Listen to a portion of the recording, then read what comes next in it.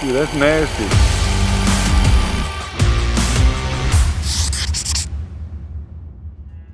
Hi, I'm Ken Onion.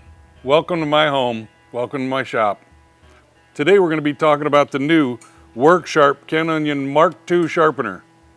And we're going to show you some tips and tricks you might not ever see anywhere else. We're going to start off with a belt selection. It's going to come with, what is it, 1, 2, 3, 4, 5 belts. Your first one is a 120 grit. Your second belt says X65. X65 is equivalent to 220 grit belt. Then you move over to the X22, which is equivalent to somewhere between 700 and 800 grit belt. And then you move into the X4, which I'm guessing is somewhere between 15 and 1800 grit.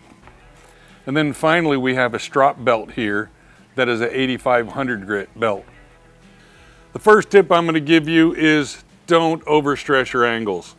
We have a reference guide here and we have a reference guide here.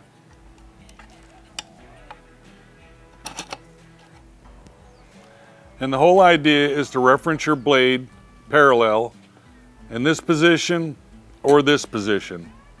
And then you're going to present that to the belt and you're going to pull it across as parallel as possible. If you lift it up a little bit or you dig it down a little bit, don't sweat it. It's not a big deal. Your knife isn't going to cut any different if you're at an absolute 20 degrees or you got an 18 degree on one side and a 20 on the other. I would challenge somebody to show me how differently that knife is going to cut. Too many people take this too literal. The reality is just sharpen a knife. Have fun with it. Relax. And most importantly is don't get overly tense about this. You're going to mess things up. You're going to be all over because your muscles are all tense. You're too focused. Just be fluid with your motions and consistent as you're sharpening.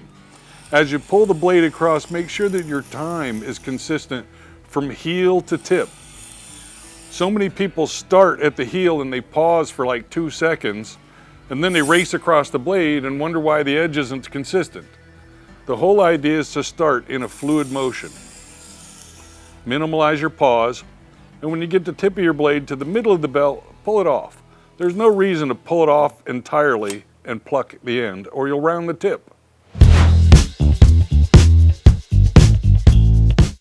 So with the Ken Onion Work Sharp, we do primarily a convex sharpening. And what that does is it gives you kind of a rounded or radiused bevels on your edge, and it strengthens the cutting edge so it's more durable in the long run. But some people like those really crisp, straight bevels. One of the beautiful things about the Mark II Ken Onion is that you can do that on the flat Platen in the front of the sander.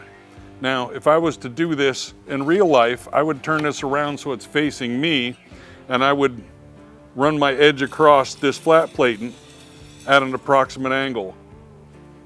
20, 18, again, don't overstress those angles. But to show you what I'm doing, because the camera's in front of me, I'm going to do it kind of backwards so you can see. We're just going to come in here and we're going to run that edge across. You'll have a nice straight bevel. And again, timing is everything. Don't start slow and end fast. And when you get to the center of the belt, pull the blade off. Don't have to be crazy about it, but then you have straight bevel sharpening. Tip number 3 is don't sharpen one knife from start to finish, utilizing all your belts, if you have multiple knives to sharpen. Here I have my own personal kitchen knives, a bunch of shuns in here and some other things, some different assortments, and we're just going to run through them real quick. I've got my edge angle set at 20 degrees. These are kitchen knives, and I'm going to fire this thing up. I'm going to speed it up a little bit because I got a lot of experience with this. I'm going to start with the first knife. Ideally, you reference your blade here for parallel. I don't need to do that. But again, nice, smooth, fluid motions on your belt. I'll stop and I'll check it. If I can feel a little burr here, then that's time to stop. Here I have a burr. Set your knife down, grab the next knife. One of the things that I always like to do is leave the burr on the same side of the knives as I'm sharpening. Now I'm just going to stop there with these kitchen knives, and I'm going to move over to something else. Let's swap the belt out. Push this plunger forward and down, pull the belt off. Switch over to this handy dandy next finer grit, 7-800 grit X22. Trip this lever forward, put tension on the belt. Ready to hit them all with the next finer grit.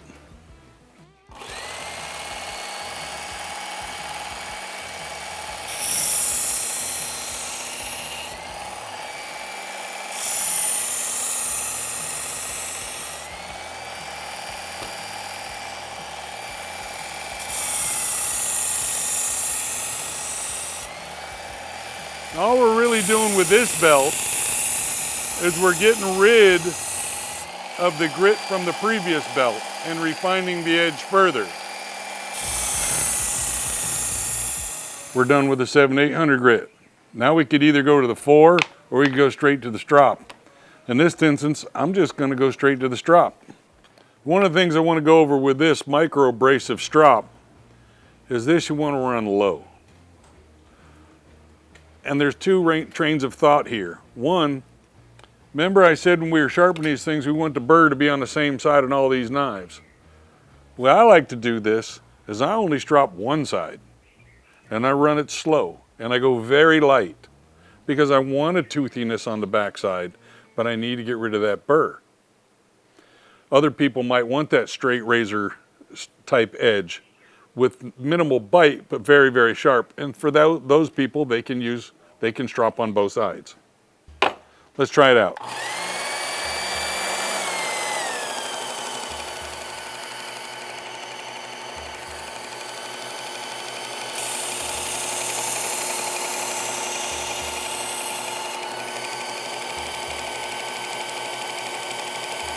Dude, that's nasty.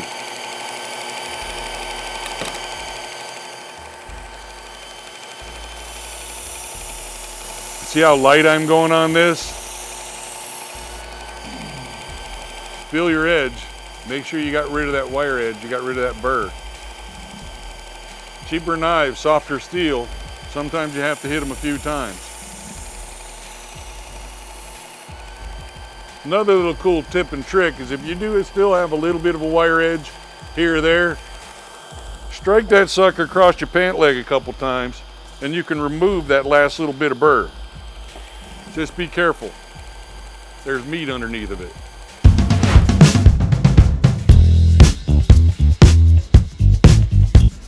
All right, so the last and final tip, at least for this application, is pocket knives.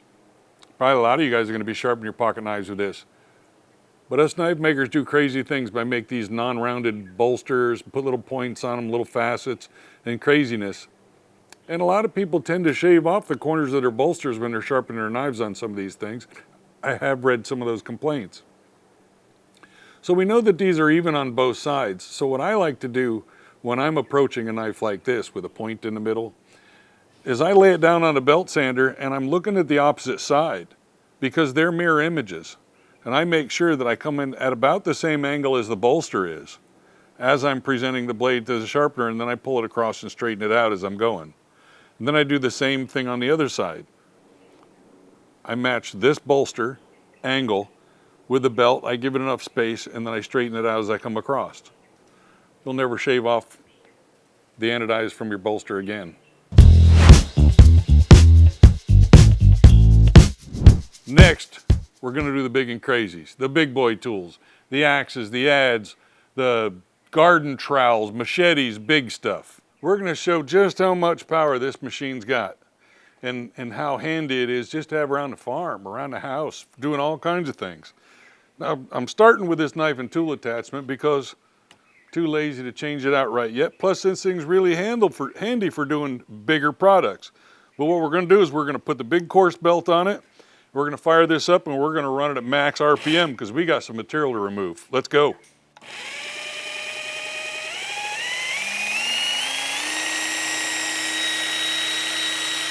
Start with an axe. Brand new, dull as shit. Probably shouldn't have said that. With your pick, you can take it off the handle and you can do it like this.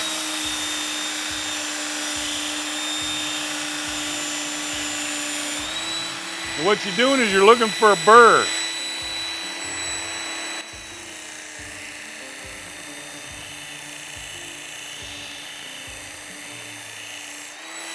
If you see what I'm doing, I'm resting my hand on the flat plate and I'm using that as a point to radius off of.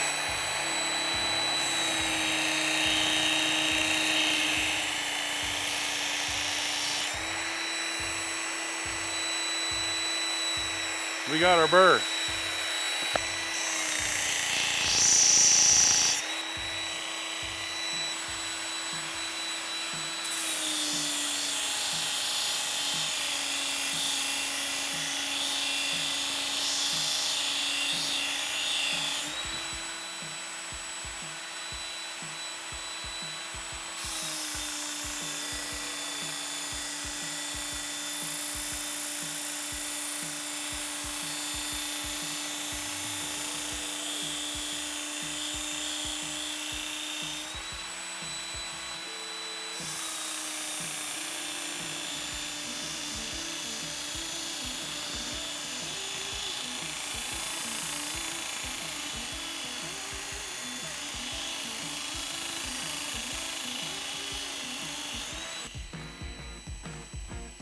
See the tiny bevels?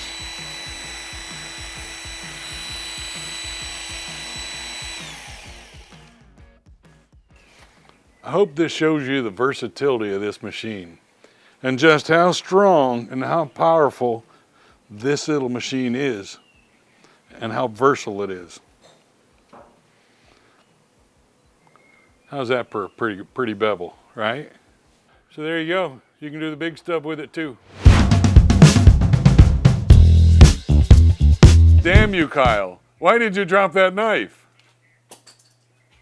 Oh, darn it. Now we're gonna have to repair it. Kyle just chipped the tip on this brand new $250 pocket knife.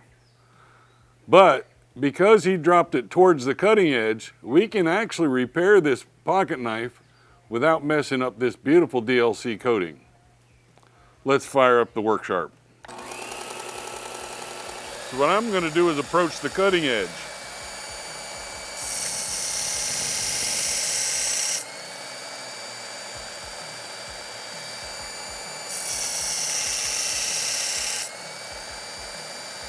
See, now our tip is reestablished, but look at how flat that cutting edge is. The beauty of having this flat plate and this flat work area is I can reestablish these grind bevels just by coming in here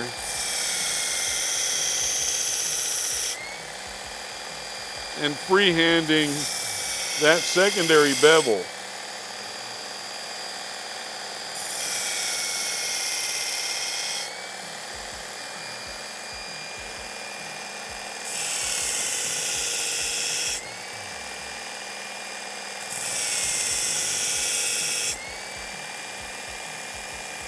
You never even know that was damaged. And we're almost all the way to zero.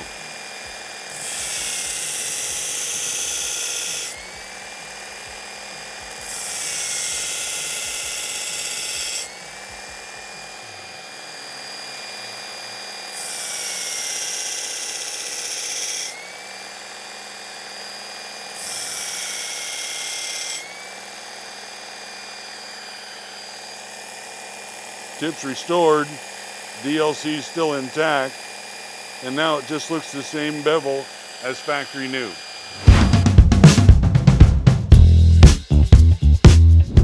So you've seen how to sharpen with a knife and tool attachment.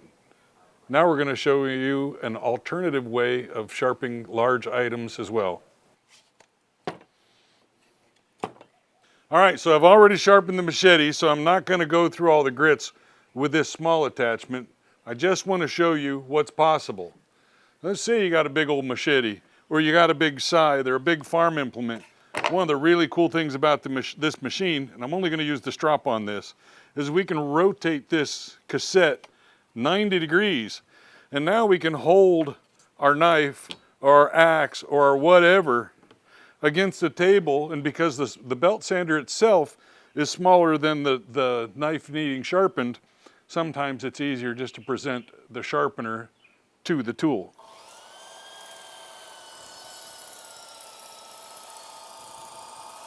See how easy that is?